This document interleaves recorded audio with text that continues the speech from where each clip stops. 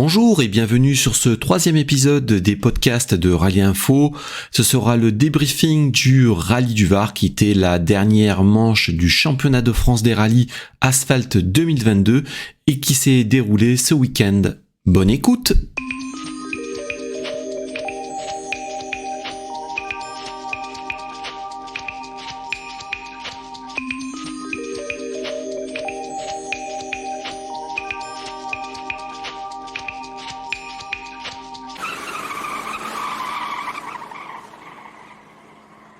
Mais avant toute chose, débutons par le check-down, qui était déplacé de la base du Muy vers la base de Gassin. Effectivement, les organisateurs désiraient une spéciale spectacle pour le public.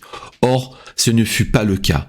La base était bien trop large avec un dénivelé digne de l'Alpe d'Huez. Très sincèrement, cette base ne représentait en aucun cas le rallye du Var et c'est la première déception de ce rallye. Le débriefing sera découpé en 3 épisodes. La première étape, la seconde et enfin la 3e, avant de passer aux points positifs et aux points négatifs de ce rallye du Var 2022. Bref, nous allons parler de ce qui nous a plu et de ce qui nous a moins plu. Vous êtes prêts ? C'est parti ! En l'absence du tout nouveau champion de France des rallyes 2022, Quentin Giordano, retenu pour des obligations familiales et un heureux événement, on s'attendait à une grosse bagarre en tête. Mais au bout de cette première journée, c'est bel et bien une bagarre à 4 qui se dessine entre Johan Bonato, Nicolas Siamin, Hugo Margaillan et Stéphane Sarrazin. Derrière, William Wagner est déjà à 24 secondes, Cédric Robert qui découvre la C3, Rallye 2 et lui à 37 secondes, Pierre Campana suit à 50 secondes devant Patrick Rouillard, Matteo Gamba, Luc Giroux et François Delecourt qui lui 11e avec sa Porsche. Éric Maufré est pour sa part 12e, il devance les 2 jeunes loups du volant Peugeot qui se livrent un mano à mano superbe et c'est bel et bien Réan Gani qui rentre en leader de la première journée devant Léo Rossel. En fait, cette première journée de course aura servi de gros écrémage et de nous livrer les premiers protagonistes. Devant, c'est un mano à mano à 4 qui se jouera et dans le volant Peugeot, un duel entre Léo Rossel et Réan Gani. En fait, la seconde étape est un copier-coller de la première. Le grand essorage va continuer. La première victime sera Johan Bonato qui va laisser plus d'1 minute après une crevaison. Plus grave pour Réan Gani qui, lui, sur problème moteur, va devoir renoncer et dire adieu à ses ambitions et son titre en Stellantis. La victoire finale va se jouer entre 2 hommes. C'est un duel, les yeux dans les yeux, entre Nicolas Siamin et Hugo Margaillan. Le Varois va mettre la pression toute l'après-midi sur Nicolas Siamin qui lui répond de la plus belle des manières dans la dernière spéciale de nuit. Il tape un grand coup et reprend de l'air. Derrière, Stéphane Sarrazin complète le podium. Il fait le yo-yo, mais pour lui, on sent déjà que la victoire s'est terminée. Pierre Campana et Cédric Robert suivent, mais déjà très loin. Nous en sommes à la 3e étape avec 3 dernières spéciales. La longue de plus de 35 km qui pourrait s'avérer être le juge de paix du rallye. Mais en fait, la montagne va accoucher d'une souris, il ne se passera strictement rien dans cette étape. Sinon, le seul fait marquant, c'est la crevaison de Johan Bonato qui lâche encore plus d'1 minute 30. Nicolas Siamin boucle sa saison comme il avait commencé, par une très belle victoire. Second, Hugo Margaillan réalise une très belle performance devant Stéphane Sarrazin, Pierre Campana et Cédric Robert. Il est temps maintenant de passer à nos points positifs et nos points négatifs de ce rallye du Var 2022.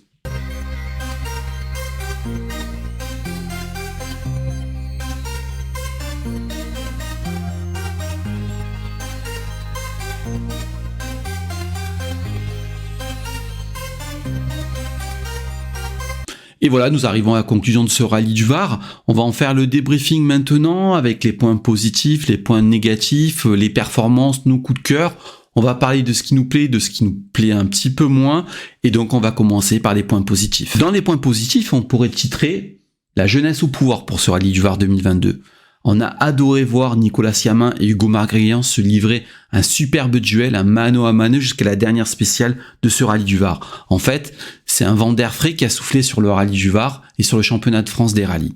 On n'oublie pas, par exemple, Mathieu Franceschi, champion sur la Terre. Et vraiment, ces jeunes, en 2023, on désirait les voir un peu plus souvent et avec des programmes à la hauteur de leur talent, avec des vrais budgets. On va aussi revenir sur Nicolas Siamin. Vraiment, c'est le point positif de ce rallye du Var. Il n'avait pas la tâche facile et il boucle la boucle comme il avait commencé par une victoire. Pour lui, c'est un point positif à la veille de 2023. On va pas oublier non plus Léo Rossel qui remporte la Stellantis. Comment ne pas parler de ce rallye du Var sans parler de Stéphane Sarrazin? Il ne roule pas souvent, mais alors, dès qu'il roule, C'est performant, c'est rapide et ça se joue devant. C'est vraiment là aussi un point positif. Et en l'absence du champion de France Quentin Giordano, c'était vraiment un outsider et quelqu'un qui pouvait jouer la gagne. Ça a fait vraiment donner du piquant à la course. Maintenant, il est temps de parler de Cédric Robert. Alors effectivement, Cédric Robert, on l'attendait. C'était la grosse cote, c'était la C3, il était dedans. Mais voilà, le problème de la C3, c'est que pour être performant, il faut énormément de roulage, du temps, de l'adaptation. Et voilà, c'est ce qu'il a manqué à Cédric Robert. Alors, le revoir rouler dans une 4 roues motrices de pointe, ça fait plaisir. On espère dans les années à venir le revoir une fois de plus rouler dedans. Mais c'est vrai, c'est une petite déception. Mais voilà, une C3, il faut s'adapter, il faut rouler dedans. Et c'est vrai qu'avec les pilotes qui étaient devant la grosse bagarre, il a été de suite largué. C'est un petit peu dommage. Alors c'est pas un point négatif, on va dire que c'est un point neutre. C'était très bien de le revoir, on attendait un petit peu plus. Mais on le sait, la C3, il faut rouler dedans. Au niveau des points négatifs, le check-down, on en a déjà parlé un petit peu plus haut. L'organisation désirait innover, créer un événement. Bon bref, la spéciale n'était pas adaptée, c'est trop large, les dénivelés c'est l'Alpe d'Huez, bref, bon, on n'a pas aimé, on préfère la spéciale, enfin la base du Muy. Le deuxième point négatif pour nous de ce rallye du Var, c'est l'ambiance. Alors c'est vrai, le plateau était faiblard, c'est dur de se réinventer, de trouver de nouvelles spéciales, mais l'engouement est moindre. On le voit, il y a moins de monde au bord des spéciales, et on a senti un petit peu un rallye du Var en fin de saison, un rallye du Var, on va dire, automnal, un petit peu triste, et c'est vraiment, vraiment dommage. On va parler aussi de Rehan Gagny. Alors, c'est pas le pilote qui est en cause, mais c'est la mécanique. Rehan nous a offert vraiment un rallye de toute beauté, des passages de folie. Il était devant, à la bagarre avec Léo Rossel pour la Stellantis. Le voir abandonner dès le départ de l'étape numéro 2, c'est vraiment très très dur. Et le dernier point négatif pour nous, c'est Mathieu Arzeno.